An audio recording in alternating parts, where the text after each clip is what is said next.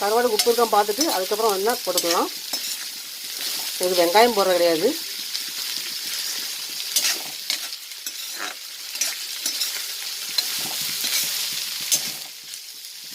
நெத்திலி try fish fry.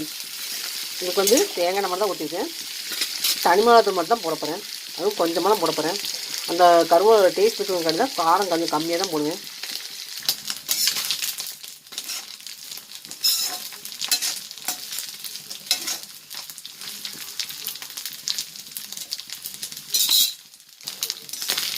இந்த அளவுக்கு ஃப்ரை ஆகிடுச்சா, இப்போ வந்து கொஞ்சமாக தனி மிளகாத்தூள் சேர்த்துக்கலாம்.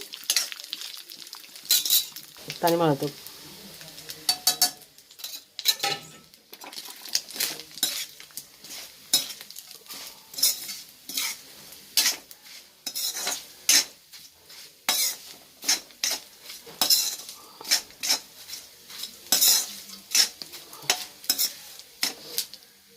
இப்போ உப்புல இருக்கான்னு டேஸ்ட் பார்த்துக்கலாம்.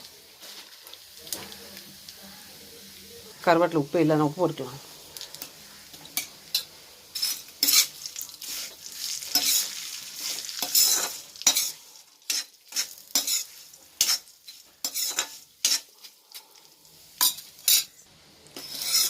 நெத்திலி மீன் ரோஸ்ட் ரெடி ஆயிடுச்சு. நெத்திலி மீன் ஃப்ரை.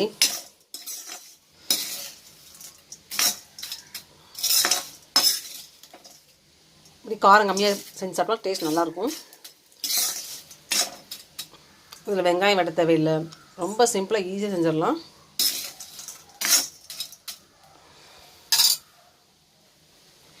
மேலும் இதோட வீடியோக்கள் அப்டேட் பண்ண